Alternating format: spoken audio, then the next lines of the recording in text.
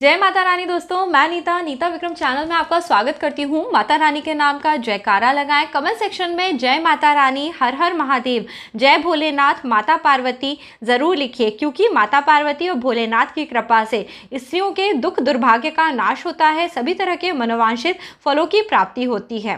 दोस्तों, सावन का आखिरी मंगलवार आया है, जिस दिन पे आपको मंगला गौरी व्रत का महत्व तो पता ही है, जिसके रखने से सुख सौभाग्य आता है, धन धान्य की वृद्धि होती है और मां लक्ष्मी की कृपा हो जाती है।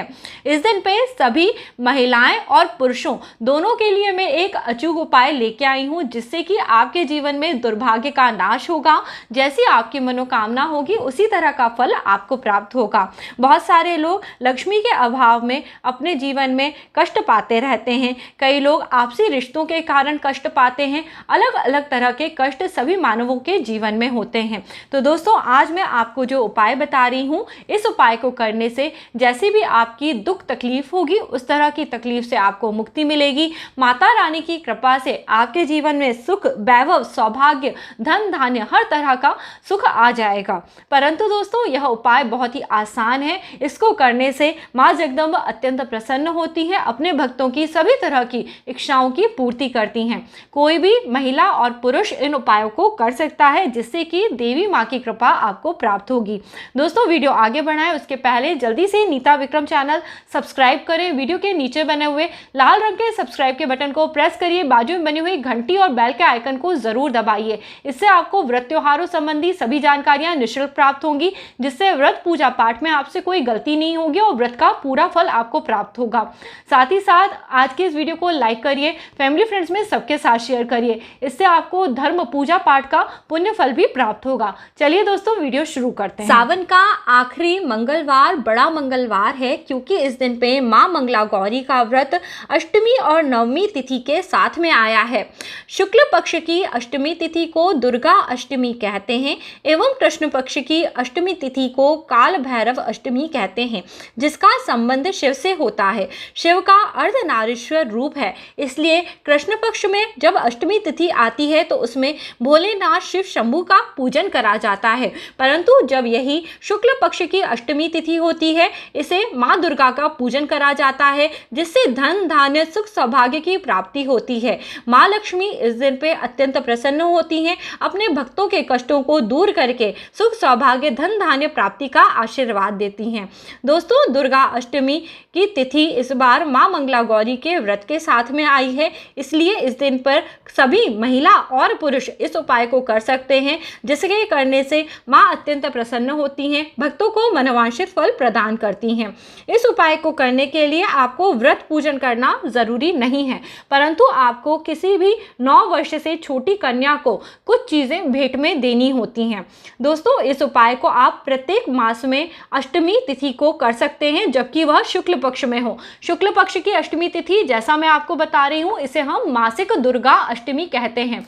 और साथ ही साथ जब यह अश्विन माह के शुक्ल पक्ष की अष्टमी होती है, तब इसे महाअष्टमी कहा जाता है। ऐसे ही जब चैत्र माह में नवरात्रि होती है और शुक्ल पक्ष की अष्टमी तिथि आती है, तब भी हम इसमें मां अष्टमी का पूजन करते हैं और दुर्गे मां को प्रसन्न करते हैं।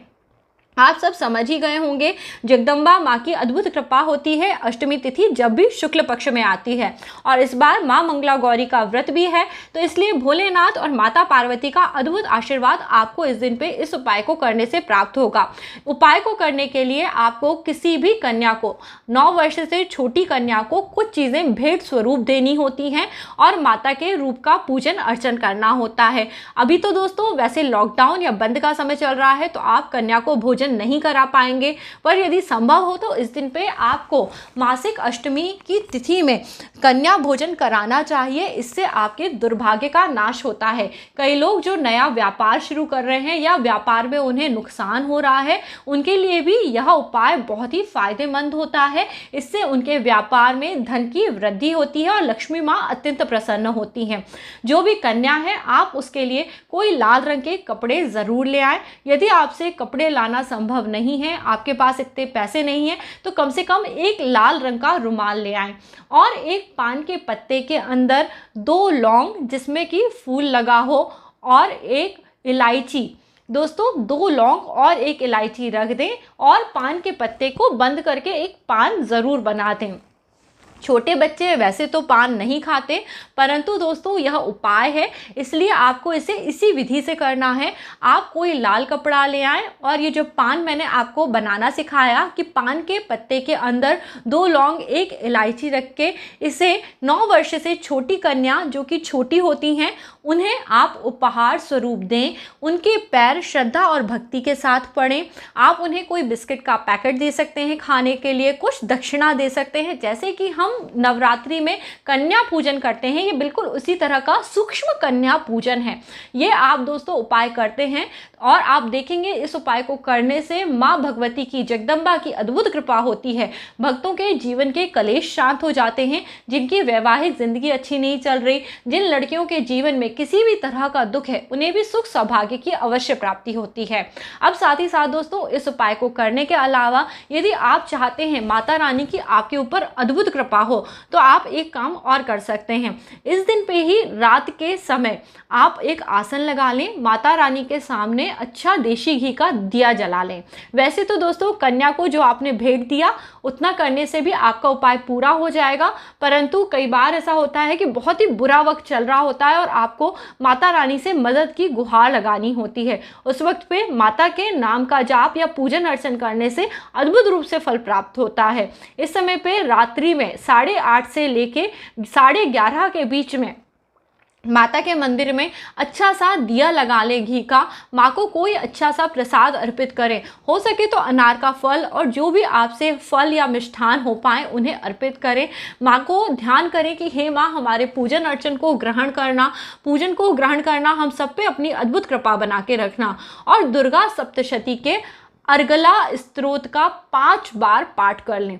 दोस्तों अर्गला स्तोत्र का पाठ करना मैंने नीता विक्रम चैनल पे बताया हुआ है, उसे अथ अर्गला स्तोत्र के नाम से आप देख सकते हैं। दुर्गा सप्तशती की बुक में बहुत ही आसानी से आपको मिल जाएगा। एक एक शब्द बीज मंत्रों से युक्त होने के कारण माँ जगदम्बा, माँ भगवती की अद्भुत कृपा उस पाठ को करने से आपको प्राप्त होगी। जीवन में जो भी दोष हैं उनका नाश होगा। सुख सौभाग्य धन वृद्धि जैसी भी आपकी मनोकामना है, आपकी इच्छा जरूर सफल होगी। परंतु बहुत सारे लोग पूछेंगे ये उपाय क्या एक ही बार करना है? नहीं, ये उपाय आपको तब तक करना चाहिए जब तक कि आपकी परेशानी बनी रहती है। यदि विवाह के बाद विवाह के सुख की परेशानी है, कम से कम दोस्तों 1 साल इस उपाय को करें। प्रति मास में शुक्ल पक्ष की अष्टमी तिथि के दिन माँ जगदम्बा का पूजन करें। इस पूजन को करने मात्र से जगदम्बा अत्यंत प्रसन्न होती हैं, भक्तों को मनोवांछित फल प्रदान करती हैं। 5 बार यदि आप रात में पाठ नहीं कर सकते तो आप इस पाठ को कम से कम 1 बार ही करें। जितना आपसे कोशिश हो पाए उस हिसाब से उपाय करें। परंतु माता रानी को प्रसन्न करने के लिए जब भक्त कुछ इस तरह के प्रयत्न करते हैं तो जगदम्बा माँ की कृपा ज़रूर होती है। और जिन लोगों पे माँ भगवती की कृपा होती है वहाँ भोलेनाथ की भी कृपा हो जाती है। ऐसा कहते हैं सभी कहानियों में, जब माँ भोलेनाथ से कहती हैं कि अपने भक्तों पे कृपा करें, तब भोलेनाथ शीघ्र अतिशीघ्र भक्तों के दुखों का हरण करके भगवती की प्रार्थना को स्वीकार करते हैं। तो दोस्तों यदि आपके जीवन में किसी भी तरह की दुख तकलीफ चल रही है, इस उपाय को करें। माँ जगदम्बा का ध्यान नित्य प्रतिदिन करते रहें। आप सबके जीवन में सुख सौभाग्य की वर्षा हो, ऐसा माँ जगदम्बा से मैं प्रार्थना करती हूँ। ओम जयंती काली भद्र काली कपालिनी दुर्गा क्षमा शिवा धात्री स्वाहा स्वधा नमोस्तुते। जय त्वं देवी चामुंडे जय भूतार्तिहारिणी जय सर्वगति देवी कालरात्रि नमोस्तुते। दोस्तों शिव पुराण में भी बताया गया है किस प्रकार माँ दुर्गा का पूजन करने से भोलेनाथ शिव शंभू अत्यंत प्रसन्न होते हैं, वो अब मैं आपको बता देती हूँ। तो दोस्तों उमा संहिता में लिखा हुआ है अश्विन के शुक्ल पक्ष में नवरात्र व्रत करना चाहिए। इसके करने से संपूर्ण कामनाएं सिद्ध हो जाती हैं। इस नवरात्र के प्रभाव का वर्णन ब्रह्मा, महादेव एवं कार्तिकेय जी आदि के द्वारा भी करना संभव नहीं है। इस तरह से माँ भगवती की कृपा आपके जीवन में बनी रहे। माँ भगवती आपके सभी दुखों का निवारण करें, सुख सौभाग्य प्रदान करें, ऐसी हम सबको कामना करनी चाहिए। तो दोस्तों यहाँ पे ये मैंने जो बुक का प्रिंट आपके साथ शेयर करा था ये उतना क्लियर नहीं था, परंतु माता रानी की कृपा ज़रूर आप पे बनी रहेगी, आपके जीवन में सुख सौभाग्य ज़रूर आएगा। इस आसान से उपाय को ज़रूर करिए, भगवती पे अपनी श्रद्धा भक्ति ज़रूर बना के रखिए। माता रानी अपने दर से कभी भी किसी को निराश होने नहीं देती हैं, जीवन में सुख सौभाग्य का आशीर्वाद ज़रूर प्राप्त होता है। आज का वीडियो यदि अच्छा लग रहा है तो दोस्तों इसे लाइक कर लीजिए, फैमिली फ्रेंड्स में सबके साथ ज़रूर शेयर करिए। माँ लक्ष्मी की कृपा हम सब पे बनी रहे, इसी तरह माता रानी का जयकारा लगाते रहिए। और दोस्तों साथ ही साथ मेरे दूसरे चैनल नीता विक्रम फैमिली पे ज़रूर जाइए, वहाँ आपके साथ घर गृहस्थी से संबंधित कई सारी बातें मैं आपसे शेयर करती हूँ, जिससे कि आपको लाभ होगा और आपके जीवन में भी कुछ अच्छे परिवर्तन आएंगे। तो दोस्तों इसी तरह मेरे साथ बने रहिए, अपना प्यार देते रहिए। जल्दी एक नए वीडियो के साथ आपसे फिर से मिलूंगी, तब तक के लिए नमस्ते, जय माता रानी।